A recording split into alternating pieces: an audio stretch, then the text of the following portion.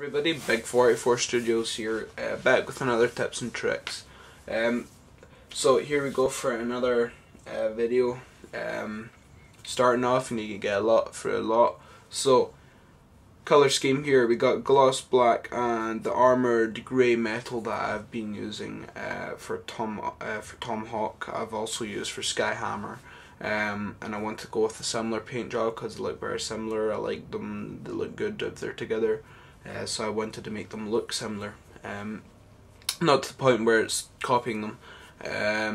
So I done silver, blues, coppers and reds. Make sure it's a 1.5 to 2 part water for a lot of it. Make sure you're keeping it very even. If it's getting too thick, rub a bit down with sandpaper and layer it on again. It's all about trying to keep it even. You learn things as you go, what works and what doesn't work. It's a process of learning. So don't worry about it if you get it wrong, just as long as you're not selling it. So the windscreen here was done with my Sharpie, just to give it a different look. I don't like the windshield being in gloss black and then the rest of it being in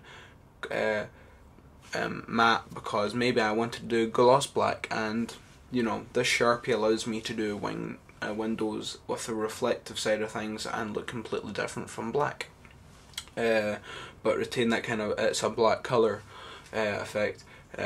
So yeah, I used grey here for the missiles, and I try to I'm trying to get this to work, and added red.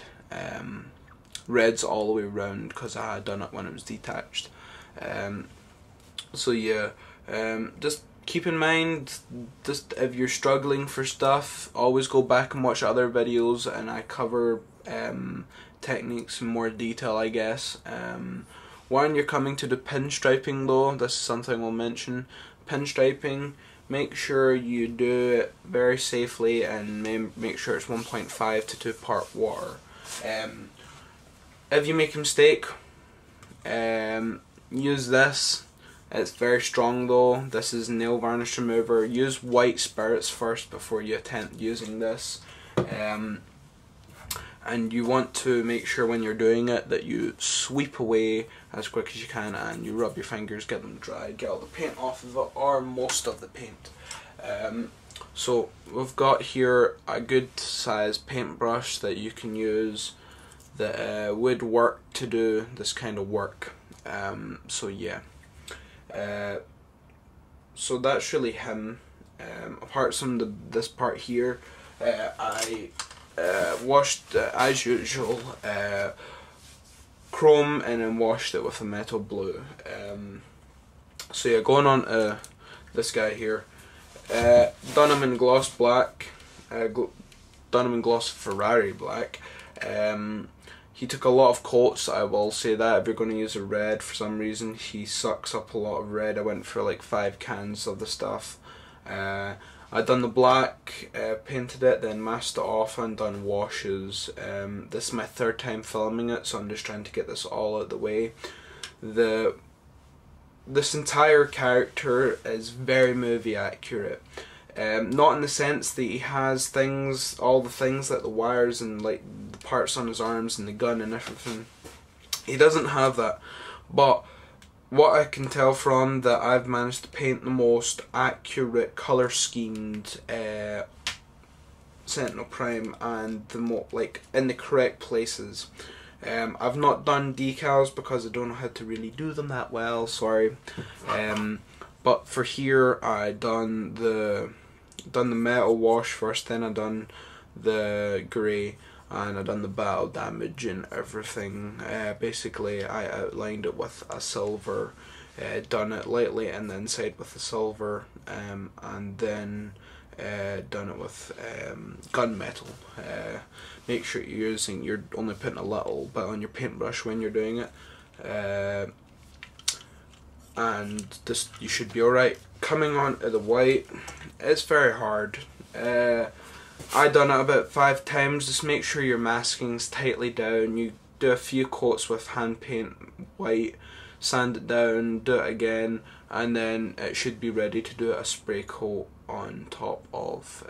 Do a few coats until it's bold and strong enough. I will advise that you leave that to the last part to do, and then you spray coat it when it's done, because it can get dirty very easily. So do not worry if it cracks or gets dirty, because it's happened to me and I've managed to fix it. So leave a comment if you're having any troubles with customs. That's what this video is for me to help people that need customizing and to just inform you about techniques and stuff.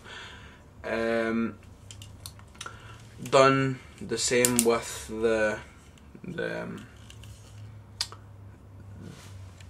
this up here, done it in grey, done this hand painted red, done the gold. Everything's to point, you know, as I've said before, everything, you make sure there's a nice plentiful amount of water compared to the paint. Same with the washing, make sure that you're building the layers up, layers and layers and layers. If you use it too thick, it'll come on too strong unless that's the effect you're going for. If you do it too lightly, it's not going to get done quick enough. So you just need to make sure you get the right amount off.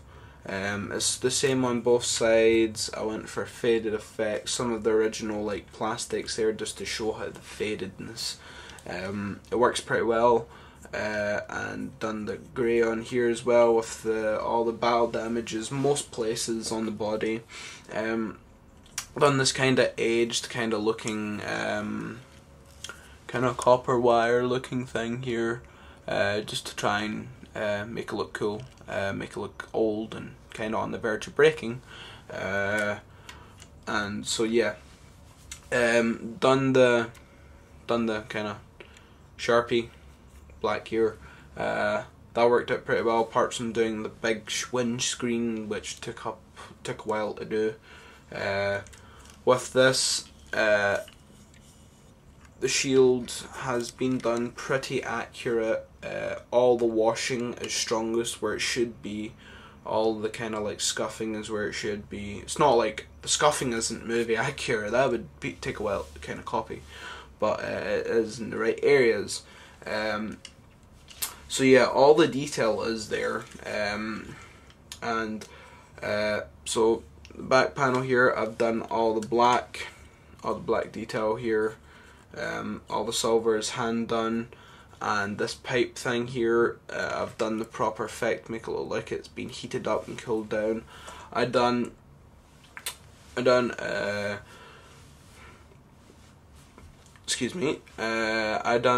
copper, I done then a wash of blue, then an old gold wash all overall, until you get the desired effect, and keep layering it if you want until you get the right effect you're going for. But yeah, the black is done everywhere. The serval design has been done. I didn't want to do it too heavy, I wanted to keep the kind of grey look. So yeah, and under the back it is black and grey, hand painted for the black and grey for the grey was sprayed. This colour here is my kind of the kind of metal grey black looking stuff. So this is now movie accurate. This is everywhere on the body where it should be, because people have just been leaving it black. Well, it's not supposed to be black, it's supposed to be the colour it is now. So that's what I mean by movie accurate. I've done all the correct colours as far as I can tell. So I've showed up power in that side of things. At the back here, some blue, some details, some black for the vents and stuff. Under here, I've done all the right lights and effects and stuff under here. And yeah, I've done that pretty well. Done some more black detailing up here. Closer look at the face. Face done pretty well. I believe, I hope. So yeah, and I've done all the kind of detail. Coming to the final stage of talking about stuff. I think I've covered everything else, but doing wiring sucks. Wiring is a bitch to do for the first time. Now, I'm going to get some stuff out to help some of you people for your first time coming up, if you've not already done it. Make sure when you buy solder is an important part of it. And luckily I have a friend who is a good solderer. Basically this stuff is lead free. You do not want to get sold lead free. Lead free is what is needed. Lead is needed in the solder. You're wanting to go for about, I think it was, you want to have a nice amount. I think it was 20 to 40% lead. You do not want to have lead free. Lead free will make it worse on you. It will not work properly. It will not conduct properly. It will fail. Get some of these. These are wire. You slide these sleeves into the wire, and then when you heat it up, you heat the area up, it will expand, it will get tighter, and it will get smaller, and it will kind of protect, it will insulate it. Or if you want to go OD, get insulation tape and cut bits off and stick them around the exposed parts of solder. When you're doing it, also get flux. Flux is, more or less in simple terms, allows the solder to meld over the area. Now what you want to take is a little bit on your paintbrush and then put it over the area that you're wanting to solder. And then when you solder, when a little bit of the solder drops onto the bit where you're wanting to solder, if you've got it sitting correctly, say this is one part, this is another part, and you get them sitting correctly and you've got all this flux stuff over it, and then you drop a bit of this solder on it, it will like mesh over it. But if you use lead free stuff, it's only just going to sit on it like it's a little ball. But you use flux and you use lead, stuff with lead in it, it will lay over it nice and flush. So that's what you want to do. So yeah, basically the whole controversy about this thing has allowed me to do Sentinel Prime. Hold on, this button freezes sometimes. Oh, this is annoying when it happens. Happened to me when I was showing people it, and now it's happening again. Oh, okay. See, I allowed the eyes to light up. There we go, it works now. So the eyes work pretty damn well. Now it's not working again. Oh well, but you seen it. The eyes light up, and I got the desired effect. I also done it with the fire engines, so he has the correct colour now, which the effect I was going for, because it was really annoying the fact that he had the wrong colour scheme. Really annoying. So that's been really the video highlights for this transformer. I hope you enjoyed this video, hope it helps, and hope it gives you an insight to the transformers that I was customizing. So have a nice day, and I'll see you guys at some point again. Bye.